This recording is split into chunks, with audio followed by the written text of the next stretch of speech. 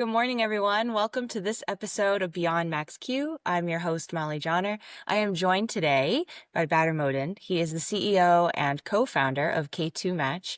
It's a very interesting idea where he is matching startups to investors. And we met via LinkedIn and had some great conversations. And what I really love about his perspective and the way that he does business is he's about people first. He's about connection first, building relationships. And I think that that's really unique, especially in a VC. And so I wanted to bring him on the show. I wanted to get his perspectives and hear about what he's building from him. So with that, Badr, please introduce yourself and tell us a little bit about what you're doing. First of all, thank you very much for having invited me and for this opportunity to tell a little bit more about K2 Match, because that's more important than myself. So K2 Match, what do we do here? So basically, startups come to us, and as I was mentioning in the past, they come with basically three pains. One is very loud. I need money. Obviously, I need an investment. The second challenge they typically have is, depending on which phase they are, is they need either a first client, like a proof of concept or a proof of value, or they need more client. This is about growth. And then when we dig further and we try to we get to know them better, etc., we find out that they need some skills within the team, either for a portion of their journey or for the long run. So that's where we help. So maybe 2 words about the name K2 Match. K2 is the second highest mountain in the world. It's less sexy than Mount Everest, but it's a true killer. I mean, it's very difficult to climb. They call him even the widow maker. Lots of wives lost their husband climbing this mountain. And we consider the journey of a startup as trying to climb that K2. And the match portion of the name means putting together the right people, the right resources, the right methodologies, the right tools, the right skills to enable this ascension of the mountain by the startup. The startups are the stars. We are the Sherpas, and for those who don't know Sherpas are not only load carriers and luggage carriers. Actually, they are the experts of climbing the mountain. They know under which weather condition, what route, what equipment, what health conditions you need to have, etc. However, they stay in the shade. The star is the startup, and we help the startup climb to the top of the mountain. So this is basically what we do. What it means in real, it means who are these Sherpas? We have investors, obviously, for the money part. We have mentors and coaches for the different topics where you might need help, either to fulfill the team with some skills that they don't have, or we can even provide people fractional, etc. And the rest is we have some solution partners as well that help with some basic stuff like a CRM system, which is the base of B2B sales, for example. Let's continue the discussion. Maybe I'll I say love a little that. bit. I think the Sherpa metaphor, or maybe it's an analogy, either way, I think it's so important because a lot of folks kind of jump in and like, okay, I can take your company to the next level. I can do these things. But I think you guys have a lot of not just experience, but like you said, we know the weather conditions. We are, looking at the things that maybe you haven't thought about, not just the flashy stuff out front, right? Which is important sometimes, but the actual like physical building of things and making sure that you're doing it in the right sequence, I think is also important. And you've been there, done that. And so you mentioned in a previous conversation, so I'm going to bring it in here, people are investing in the founder. They're investing in the idea, but they're investing in the founder, and that's the biggest risk. And so I would love for you to talk about almost like your risk mitigation strategy, because I think that'll be helpful for the community. Yeah.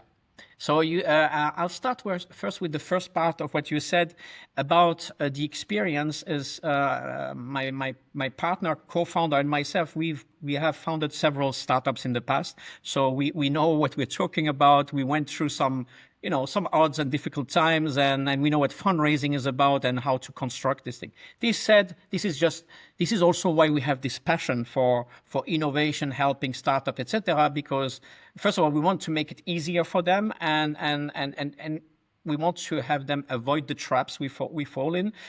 It's like with kids, you cannot always avoid that, but you can try. Yeah. Sometimes Now, there's natural consequences. It happens. absolutely. But I think I'll try to describe the startup as the startup itself is like a car. You're trying to build the car and tune the car for being able to drive at any speed you designed it for, any weather, have the range that you want, etc. That's very technical. So at the end of the day, if you have all the technical skills of doing that, you might succeed. But this is basically like everything you need to know as an entrepreneur, also as a developer, as a marketer, etc. So this is like the mini MBA part of the skills that you need to have as a founder. The second part is the driver, or are the drivers, the founders, and and like you said, and like we had in previous discussion, this is the highest risk for investors, especially in pre-seed, seed, and even Series A. Later, it becomes more diluted because the investors have already their influence. They can even change who is in place, etc. But at the beginning, the highest risk is the founder. And what we also do with some really solid and good people within the team, we check the founders where we are, like we assess them, and actually we try to make them resilient for all the odds that will come. We don't know when, but they will come, the crisis. So this is part of the package when we say we create startups for investors. Part of it is to say we've checked the car, we've checked the founders, the drivers, and we made them fit for when there is rain on the street or ice, etc. So that's basically the mission, and to put the crown on this, because we've been doing that like a puzzle, pieces, etc. We are going to launch officially a real how we call that, like an academy, like an accelerator program of 12 weeks. It will be 12 weeks as batches, which incorporates these two parts. Assessing a founder, making the founder first psychologically ready for the drive, and then helping him tune his car, which is the startup, or their car, which is the startup. Love that. You guys need to make a video, I think, of that. Like I envision this fun little cartoon founder like in his car, and he's like learning defensive driving so he can avoid the obstacles. I That's feel a like good that idea. would be a lot of That's fun. a good. So we need still to work on that part. We have just this morning we just reviewed together with some Australian partners in this the first brochure of this academy. But it's something over the years we're building blocks that we see that there are needs, and we're trying to add these things. Yeah. Yes, well, and I love that. And I love that you mentioned the psychological part too, because I think everyone thinks, okay, if I work hard enough, if I have this great idea, like it's going to work out. But I think that, I mean, there's a battering that happens over time, right? After 3 months, 6 months, 1 year, like checking in and like mentally, how are you withstanding, everyone questioning you, everyone has advice, everyone wants to build this thing. You are the one who has to answer these questions. Can you talk a little bit about psychologically how you help founders prepare? Yeah, first of all, through the assessment, we try to really understand also not only their personality, but what kind of pressure they are, and how are they already functioning within that pressure, and it's about a single person, but also the dynamics in the team. And there are lots of factors which can be even very positive that have an influence on a founder. Well, someone was single, has met a loved one. That loved one wants to travel somewhere else and live somewhere else. These are all things. They don't need to be like these bad odds happening. These can be good events personally, but have a total effect on your business. So while the startups come to us, they apply to our deal flow, which is first of all very technical, answering questions which are investor relevant. But once we start to, when they finish that, we go into calls with them, like pitch calls, and we start to deep dive, and then we start to get to know them as persons. And then we bring in, we have a very interesting assessment, online assessment that the people can do. And then we have also a very solid coach and mentor, and we used him for ourselves, my partner and I, because we Yes. believed in that. So he was first our coach before we brought this idea to us, because we thought we need that. My partner is much younger than me. We have different skills, so we wanted to make sure we stay, let's say, in love and yeah, as a team, no matter what happens. But that's not easy. Even when you like the person, you get on, and it's not about differences in the business. It's just, things happen. Yeah. So this said, so what happens with the founder? They go through these calls with us. We tackle first all the technical stuff. I say business plan, pitch deck, blah blah blah. But then we start also to understand them better. Then we go through this assessment of that person, or that person or team or both.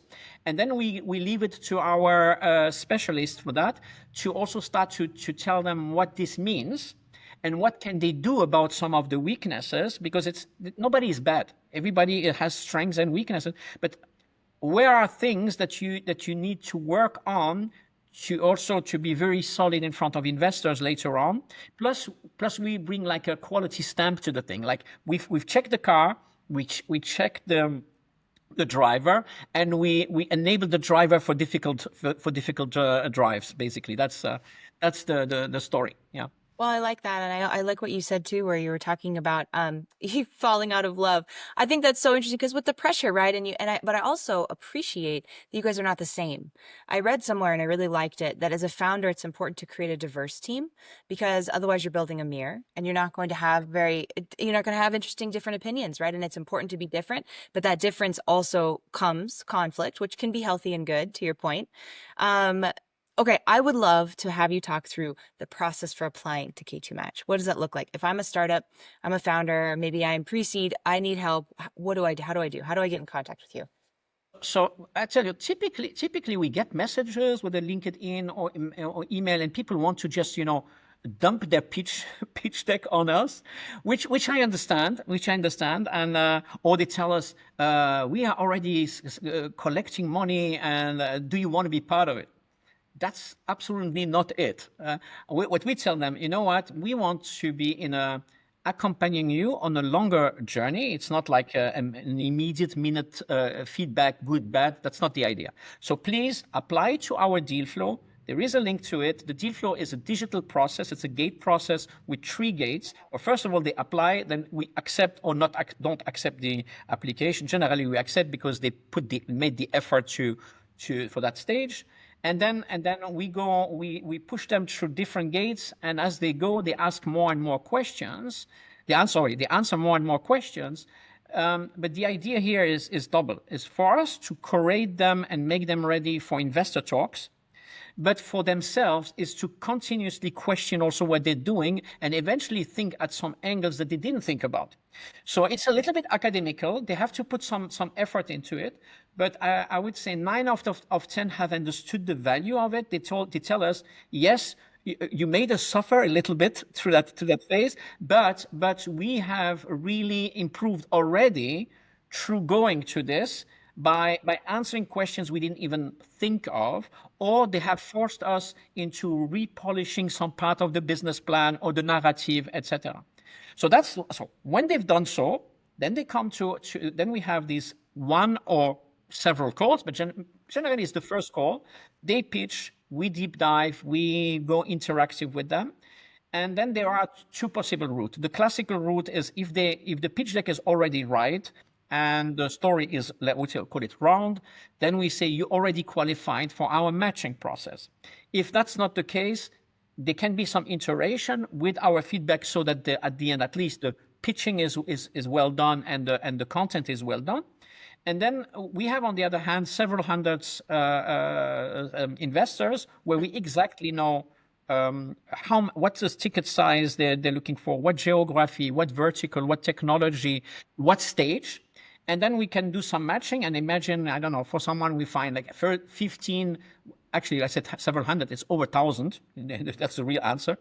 And then we say, okay, we reach out to these 15, and eventually a part of them say, yes, we're interested to talk to the startup, and then we make the connection, and we either accompany them if they want. If they feel, no, we want to have the call by ourselves, that's fine. But we're still here as a safety net, not only to help them there, but also to recover if something went wrong, to go through it. So that's the normal, I would call it the normal track. And another thing we're doing is, because we wanted people to see that we're not just it's not just digital; these are real people in our community. We created a series of events where we do that 3 times in a year in Monaco. It's like a Shark Tank, and in Europe, Monaco is the highest concentrate of wealth, so that's why we picked that place. Basically, the qualified startups that have applied will have the opportunity to be on stage, pitching in front of at least 30 selected investors, and have the chance to mingle with them, have a drink and some food later, and have the possibility to, well, either first of all extend your network of investors or even get investment. So we had Right. one guy coming for the 4th times next week. He sold some tickets at every time he Wow. came to pitch. So That's amazing. Well, and I would love to hear too, and because I know I want to dig in a little bit on you've seen so many founders, you've seen so many pitch decks. What stands out? What stands out to you as an investor? I think that's the question I want to dig in on. I think, well, first, what stands out is the passion of the person presenting, that you see. It's not like, oh, I have an idea, I'll try that. It's really the dedication to what they do, their ability to first make your heart fall in love with the idea, and then to make your, let's say, your wallet or your brain and calculator fall in love with the idea. So this is something, this is not natural. And I think when what stands out is really, it doesn't have to be the super tech, high tech. It can be just a business model that makes sense, that has some power of growth in it. It doesn't have to be this unicorn thing, because that's what people say. Oh, I need a VC and I'm the future. No, it can be even a much lower factor of growth, but it has to be solid, and you need to tick the boxes of what an investor in the first instance wants to hear. And it's very simple. It's a few steps. I can describe them later if you want, but Yes. you know them. Yeah. Well, I know, and for the sake of the podcast, because I think a lot of founders get obsessed with this idea of a unicorn. So I'm glad that you said that, because I do think that it's almost like base hits, right? So if you can start stacking base hits instead of shooting, trying to get a home run the first at bat, right? I think that it's really important, like you said, to like what's solid, what's sustainable growth, what does that look like? And so can you talk a little bit more about that? Yeah, I mean, first again, about unicorn or non-unicorn. Unicorn, the unicorn potential is a VC thing. Of course, it's Yes. nice if my thing can become a billion or several billion-dollar company. It doesn't have to. It can be fun even with 100 million or 50 million or Wait, I some. love what you said right there. It can be fun. I love Yeah, what you said with that, because I think that that is such a cultural important thing to call out, because everybody's like, oh, I got to is it to make money, or is it to do something you're passionate about and have fun doing it, right? Because I actually think if you do that, you will get to where you want to go. But if you focus on just absolutely. making money, it's not going to work out. It's about, first of all, it's about the reason why you're doing this and what's the purpose of it. And like you said, if you have a passion for a purpose that you want to achieve, and which is good for you, for your family, for the world, or for a section of the world, and the success will come. And at the end, whether it's a 50 million, I mean, for yourself, a 50 million opportunity, 100 million or 20 billion, it doesn't matter.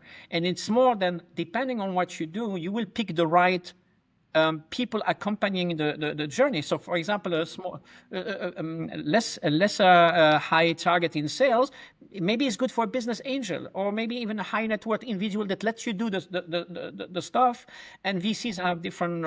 I'm not against VCs. I'm just saying this being concentrated on VCs and unicorn is is not needed. And like and this thing of this purpose and this burning for something, and then putting the things together that these things is realized.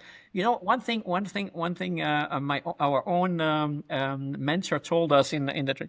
He said a good idea is like a butterfly that decided to come and land on your forehead or head.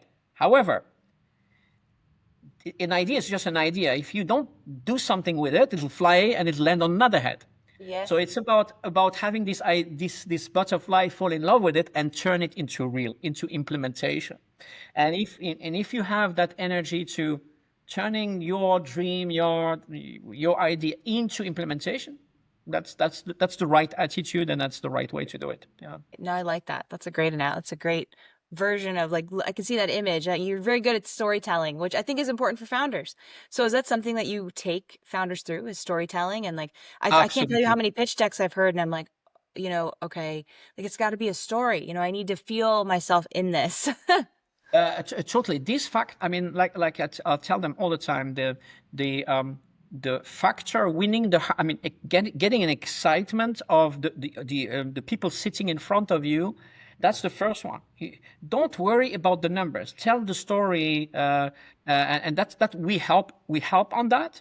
And then, of course, then you need to tick some, let's say, mechanical points, and then yes, you need to justify why the money is safe with you, why this money is going to make babies, why the journey is financially safe. But the first thing is get some excitement, and you do it when you are authentic, and when you really burn for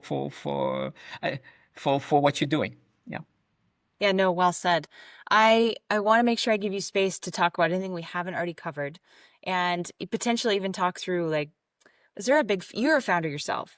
So is there something that you've gone through, either a failure or a great success that you kind of want to highlight? I'll tell you about the difficulty I went through. I co-founded with two others a spend analytics software several years ago. And my role within the team, I mean, we had of course, different skills and different roles. My role was two. One is like a CSO. I was responsible for sales. That's not a problem. I've done that my whole life. But I was new to my role was also fundraising. So I had no idea about it, and I tried to start to do it. And I tell this story all the time, also to the startup that come to us. I got 19 bloody noses before I landed an investment, and of course. And it's not like it's not only the no. You get really hit and then hurt, and then you try to ask why didn't it work, and then you note, and then you start again. And next time you avoid that mistake or that lack, but then you get something new.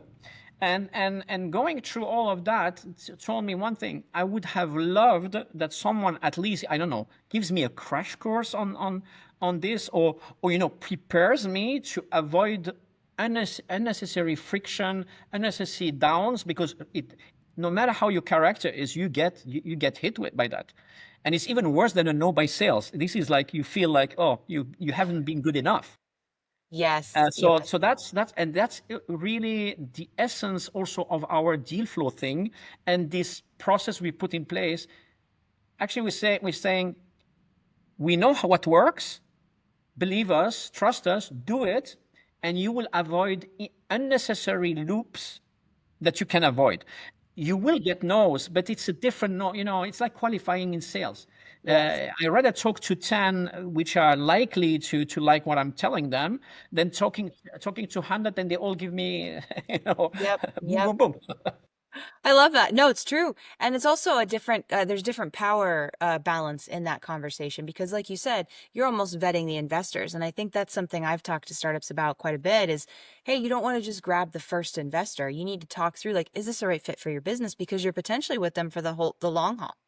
So they need to Very really good point. fit, right, what you're building. And I don't know if you want to talk about that. I know you guys do that a little Yes. bit as well. Yeah. Yeah. And that's a very valid, excellent point, Molly.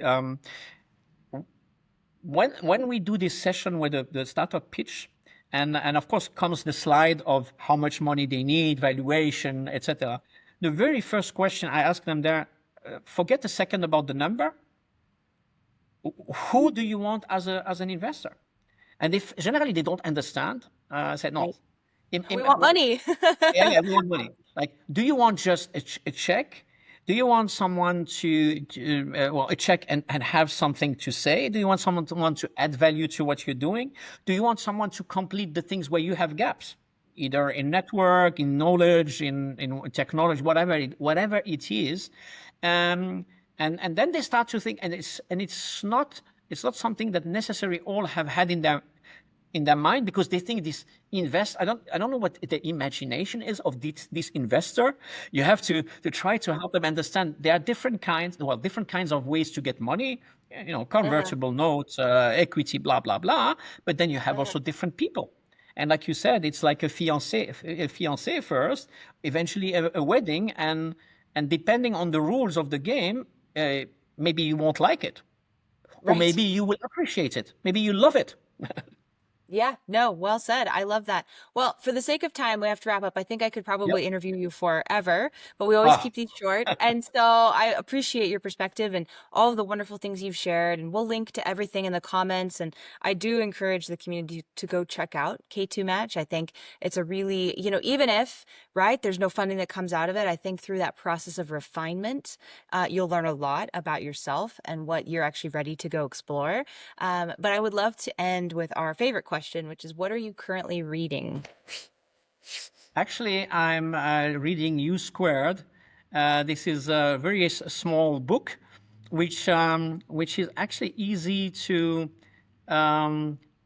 read, but it helps you refocus on the right things you do. And I can. It's from Pritchett. It's really really nice. There are two books from him, but I'm currently reading this U Squared again. It's a good way for me to focus and to know what are the things where I want to spend my energy. Yeah. I love it. Thank you very much. Well, thank you very much for your time and your intention and for sharing about K2 Match. I am excited about what you're building, and I think that it's something that will really help a lot of startups. So And I thank you. thank you very much for having me on Yes, your podcast, and see you soon and talk to you soon. And you happy will. to take contact. Who wants to contact me and get information with pleasure. Perfect. That's Bye wonderful. bye. Thank you very much. Bye bye.